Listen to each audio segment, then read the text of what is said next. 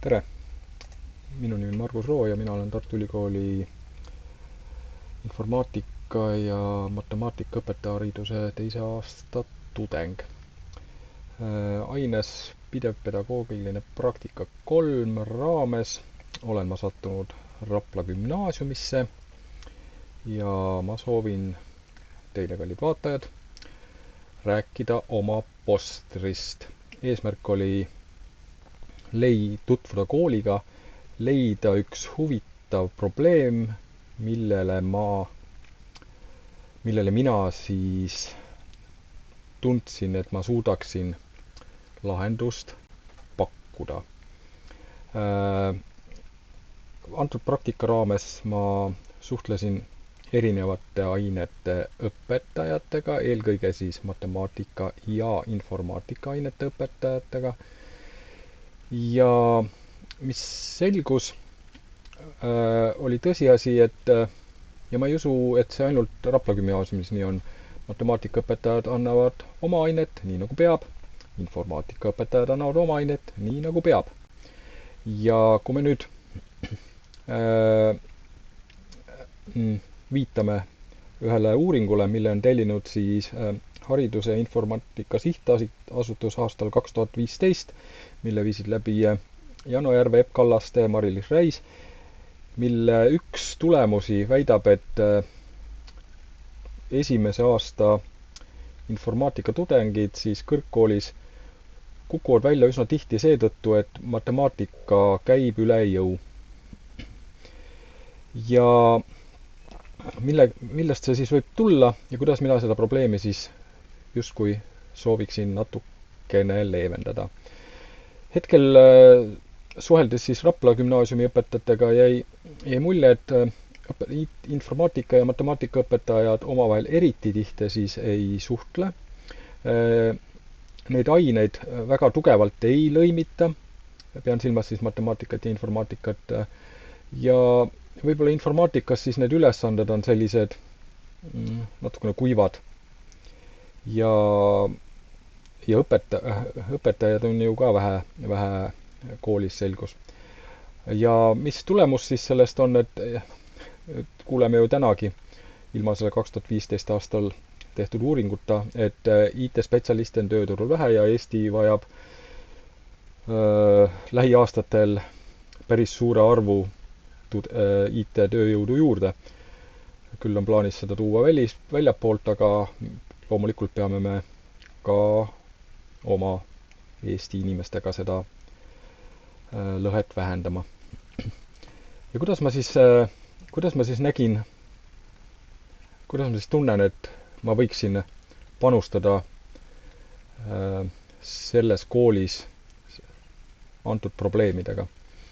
Et ma arvan, et informaatikat ja matemaatikat tuleks rohkem lõimida, et need õpilased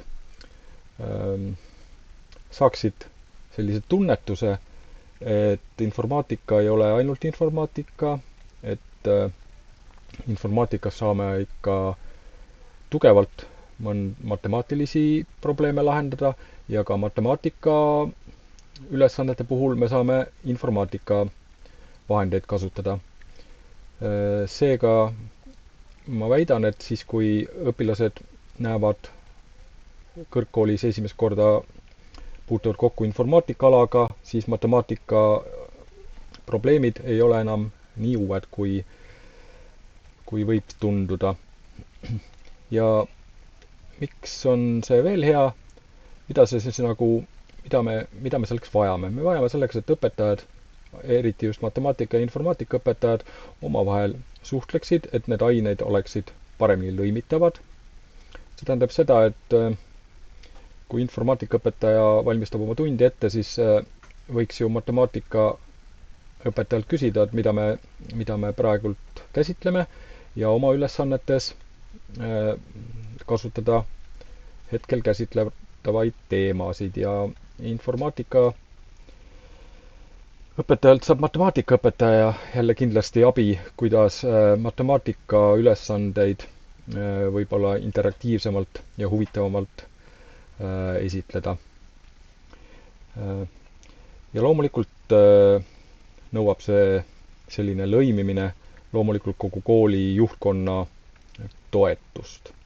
Et vastasel juhul, seal ilmselt võib see tähendada tunnikavade ülevaatamist, tunniplaanide võib-olla ülevaatamist ja kindlasti on palju detaile.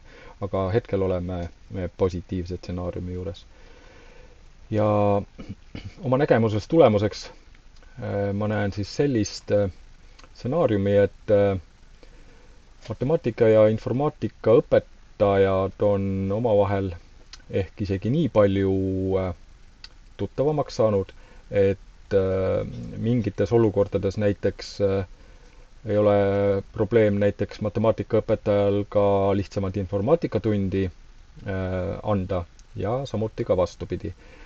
Ja ma näen, et siis need õpilasgrupid, kes on huvitatud informaatikast, on juba üksteisele palju lähemale liikunud, nii et matemaatika ja informaatika vahel ei ole sellist suurt kuristikku, vaid tõesti, et õpilased tunnetavad, et antud ained on üsna üksteisega seotud. Ja minu üks tulemusi on loomulikult, et mida ma pakun siis, et kõrgkoolis need õpilased, kes on sellises vormis aineid omandanud, nende selline matemaatika üllatus on bakalaureuse astmes loodetavasti siis palju väiksem. Nad on harjunud matemaatika ülesandeid tihedamalt nägema ka väljaspool matemaatikatundi. Ja mis siis kõige sellisem kaugem eesmärk on siis, et seeläbi, kuna meil väljalangemus väheneb, siis seeläbi on meil Eesti tööturule rohkem IT-spetsialiste pakkuda. Ja kuidas seda hinnata, siis tulekski see visioon ellu viia, mõõta.